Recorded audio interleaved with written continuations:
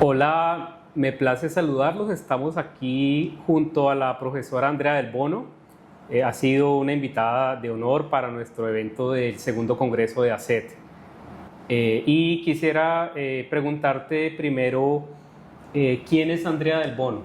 ¿Sí? En términos de tu carrera profesional, en lo que venís estudiando. Hola, soy Andrea del Bono. Mi actividad profesional la desarrollo en el marco de la Sociología del Trabajo. Soy doctora en Sociología y Ciencias Políticas por la Universidad Complutense de Madrid y profesora titular de la Universidad Nacional Arturo Jauretche y de la Universidad Nacional de La Plata. En Argentina dirijo un programa que se llama Programas de Estudios del Trabajo y que se dedica al análisis crítico de los procesos de flexibilización y tercerización laboral. Y en estos momentos, hace ya varios años, me dedico al estudio de las plataformas digitales de trabajo, del trabajo remoto, que hoy me preocupa como trabajo híbrido, esa hibridación entre trabajo remoto y trabajo desde el hogar. Actualmente me intereso por los temas de organización colectiva que tienen que ver con la relación entre el sindicalismo tradicional y los grupos y organizaciones de los trabajadores de plataformas. Bueno, conociendo tu talante, ¿no? Nos parece que ha sido un completo acierto haber contado contigo. Nos pareció maravilloso que hayas aceptado esa invitación. Me parece que le has dado una cuota muy nutritiva a nuestro congreso. Yo pues tuve la oportunidad, porque también estoy interesado en este tema de las plataformas de trabajo. Tuve la posibilidad y la oportunidad de leerte por allá en el 2020. En ese entonces este campo del trabajo de plataformas era mucho más joven, ¿no?, de lo que es ahora. Pues en ese momento leí un artículo tuyo del año 2019 que fue publicado en una revista que se llama de Cuestiones de Sociología. De la Universidad de La Plata. De la Universidad de La Plata, sí. En ese artículo para mí fue muy ilustrativo que hayas empezado con un concepto del tema del trabajo de plataformas y justamente colocando el punto sobre la idea de que el trabajo de plataformas es ante todo un trabajo, ¿sí? Me parece que eso es muy diciente también de colocar pues un golpe sobre la mesa, porque en ese momento todo estaba muy nebuloso, ¿no? Se hablaba, por ejemplo, de la gig economy, de lo que se produce en el correo de Gmail, pero pues básicamente lo que hacen los trabajadores y trabajadoras del reparto pues es un trabajo que es invisibilizado, negado por los dueños de las plataformas. ¿Cómo llegaste a ese momento? Nosotros yo hice ese campo de las plataformas digitales que luego alumbró en ese artículo del 2019, un campo que hicimos en el 2018 en Argentina, cuando empezábamos a transitar y a descubrir el fenómeno de las plataformas digitales de trabajo y sobre todo de estas plataformas geolocalizadas o ubicadas en el territorio. Y estaba efectivamente el debate en ese momento si esto era economía colaborativa o gig economy, si estos trabajadores eran trabajadores autoemprendedores o trabajadores que elegían en algún punto esta posibilidad para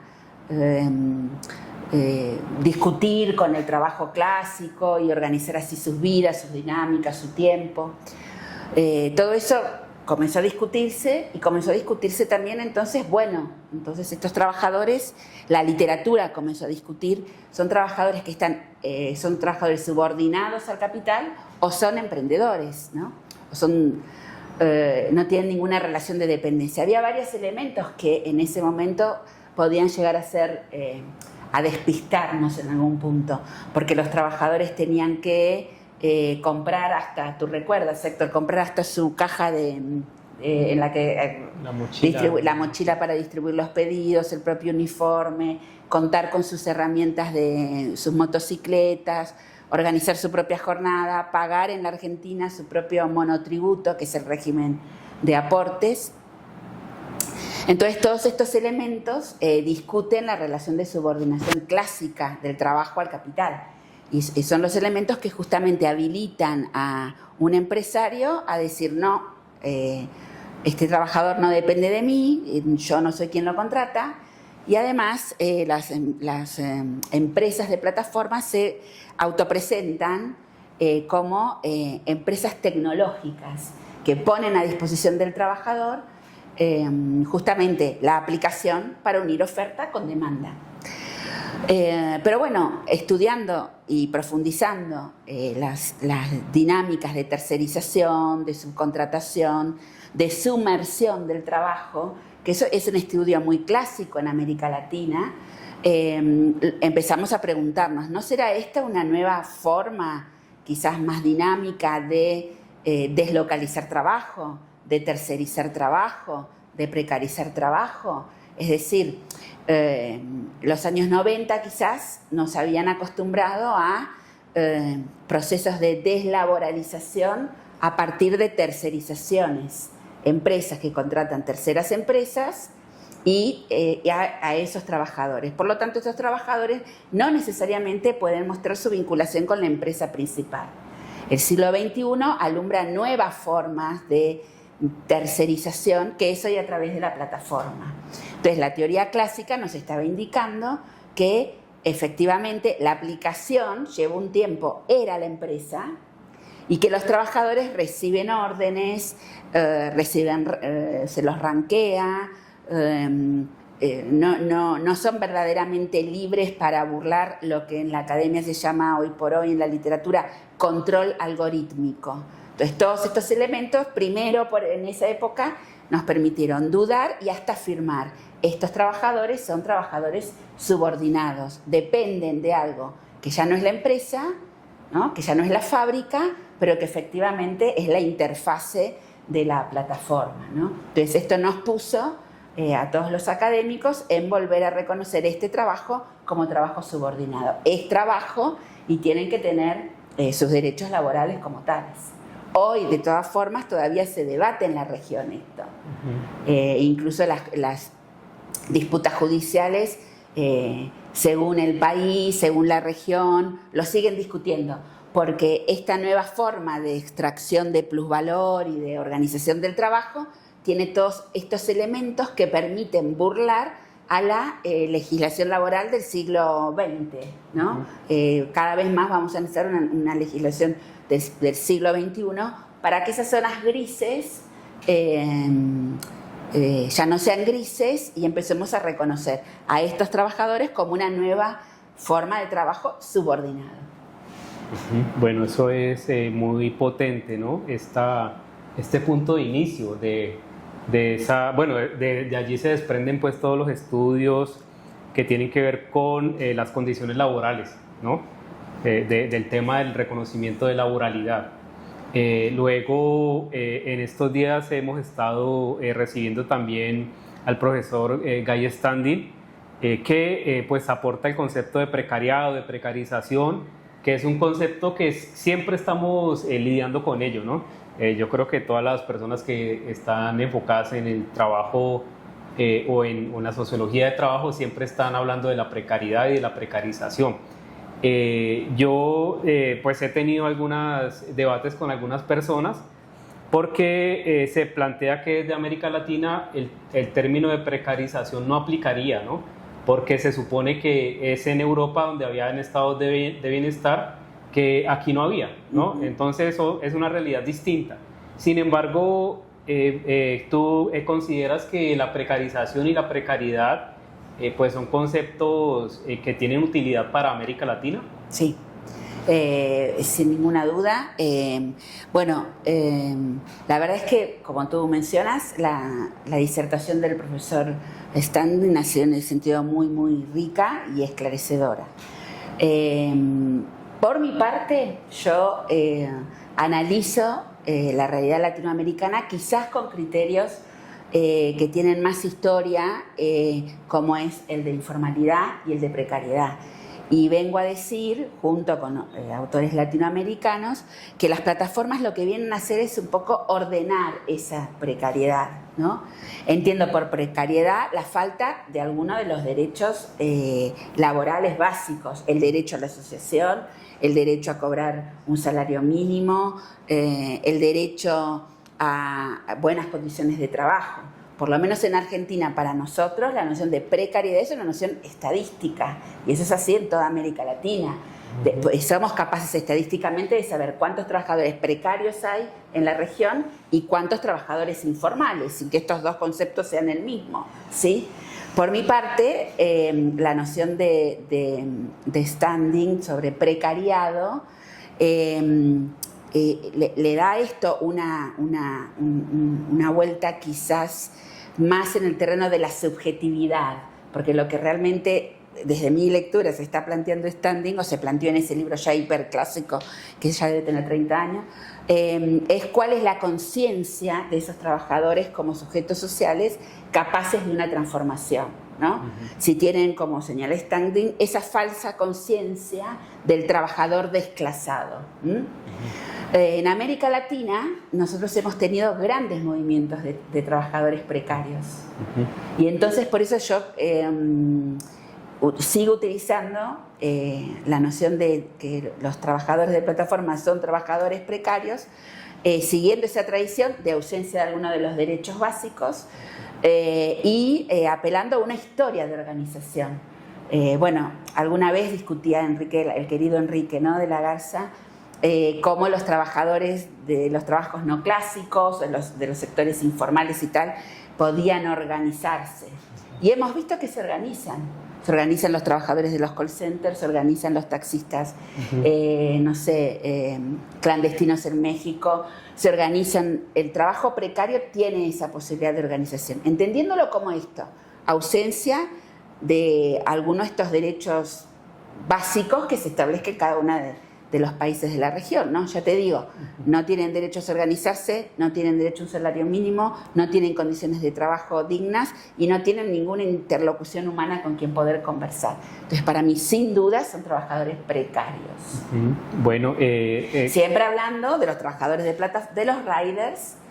Y de aquel que se dedica quizás su vida a trabajar como repartidor o como Uber o tal, porque por supuesto hay otro amplio abanico de trabajadores que estamos hoy discutiendo en la región cuántos trabajadores son, los que realizan la actividad de las plataformas de reparto geolocalizadas de forma circunstancial, un fin de semana para pagar la tarjeta, para complementar salarios. Entonces ese trabajador tiene sus derechos, quizás hasta su gremio, su organización, su salud, en su empleo principal o en su trabajo principal, ¿sí? Y entonces complementa con las plataformas. Es ese relato que muchas veces encontramos en los trabajadores, que efectivamente están conformes con trabajar así, porque justamente no es el trabajador que se autoexplota 14 horas para llegar a un buen salario en la plataforma. Entonces también es una generalización decir, sí, son precarios. Entonces sí, es un trabajo que organiza la precarización de aquel que lo hace exclusivamente en una bicicleta para vivir, ¿no? Y es un trabajo del que se sirven otros trabajadores que tienen otras opciones laborales y lo hacen para complementar ingresos.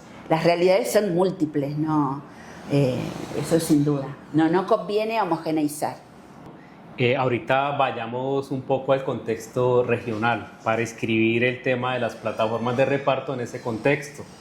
Se está discutiendo por estos días en Colombia y has tenido también la oportunidad de verlo muy de cerca, el tema de la reforma laboral donde Rappi, bueno, las empresas de plataformas de reparto en Colombia y los trabajadores y trabajadoras tendrían la posibilidad pues de tener una serie de garantías laborales. Se habla por ejemplo, de un golpe al control algorítmico porque ya se plantea, y bueno, esto se viene manejando a nivel gubernamental, de transparentar cómo se maneja el algoritmo. ¿Cómo lo ves? ¿Si lo ves viable en un futuro o cómo percibes que sea posible que ese algoritmo realmente pues, sea transparente? Bueno, es excelente la pregunta porque estamos entrando como en otro momento de la legislación y regulación de las plataformas digitales. Tú contabas la situación de Colombia, yo hoy a la tarde voy a comentar un poco sobre la situación de Argentina, de Chile y de Uruguay. Argentina no tiene, por ejemplo, todavía una reglamentación o una legislación, ni siquiera se discutieron verdaderamente proyectos en el Congreso Nacional. Sí, bueno, Chile es uno de los países que en el 2022 reguló las plataformas digitales de trabajo y geolocalizadas, y Uruguay en finales de 2024, principios de este mismo año, también tiene su legislación. ¿Qué ocurre allí? Que no hay un criterio común en la región.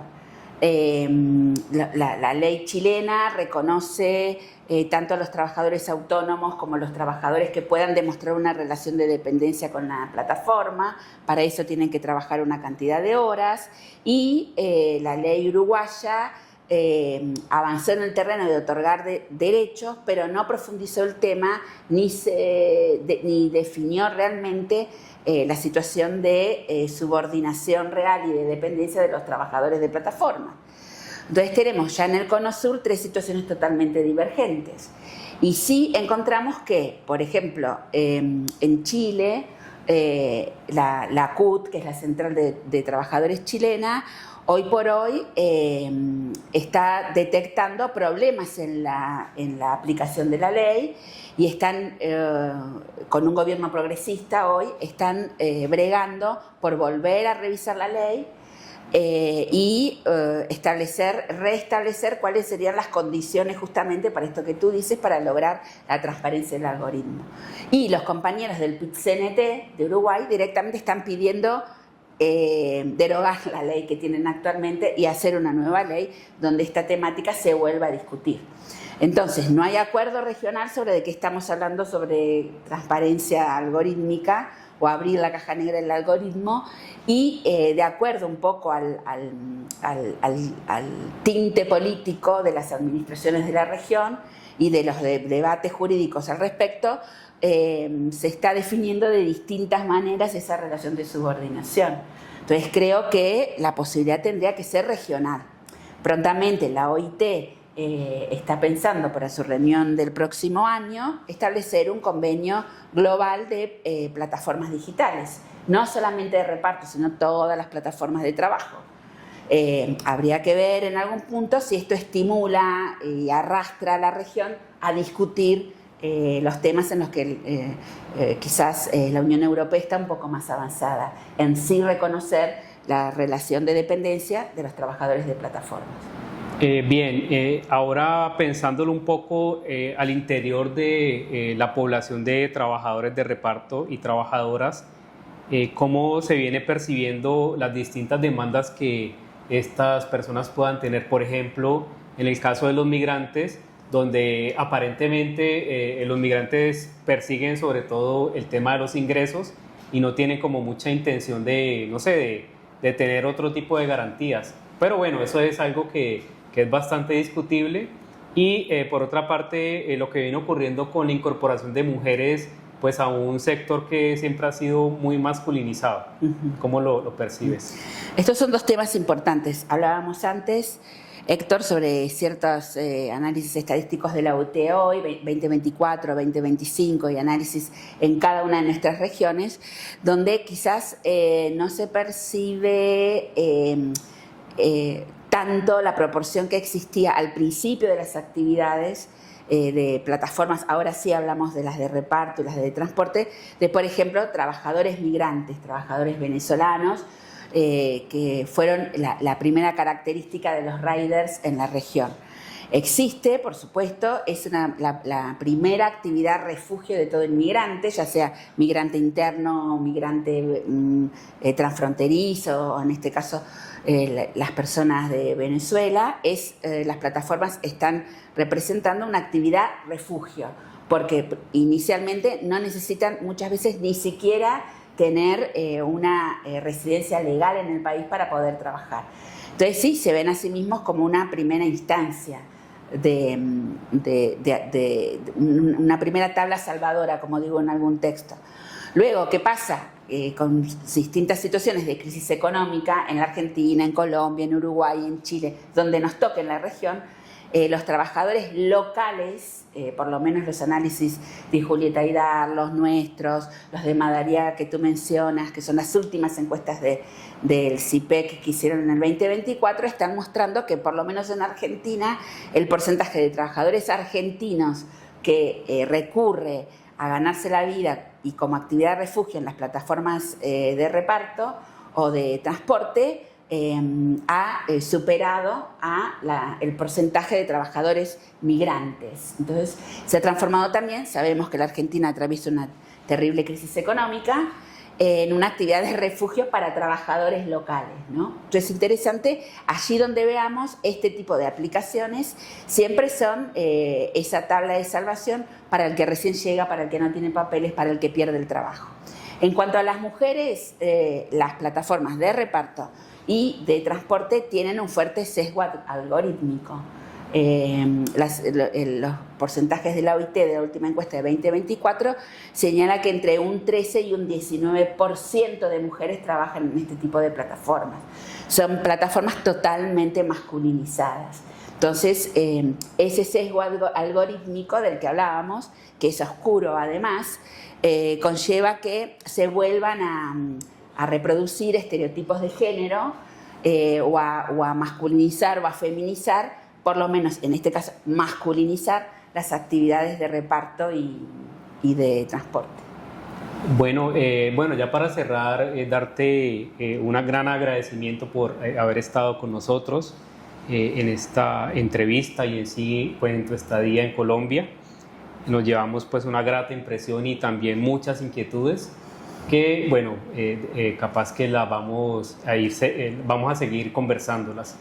Bueno, vamos a seguir conversando, los esperamos allá en nuestra universidad, esperamos que podamos hacer algún intercambio con estudiantes, becarios y redes de colaboración, porque estos temas son temas que creo que ya estamos entrando en una etapa de trabajarlos en forma regional. O sea que encantada de que inauguremos este diálogo y esta colaboración. Bueno, y por último, no quiero desaprovechar la oportunidad de volver a agradecer a la Universidad del Valle, de agradecer a todos los colegas que fueron tan gentiles, de saludar a los estudiantes que están interesados en las temáticas de trabajo, que han llenado las aulas del Congreso. Y me voy con una palabra de aquí, que es la de semillero, que les he escuchado y que en la Argentina no tenemos, los profes y sus semilleros. Así que a todos ellos, estudiantes jóvenes que se están formando, los felicito por lo que he visto en la universidad y bueno, quedan abiertas las puertas de nuestras facultades también para ellos.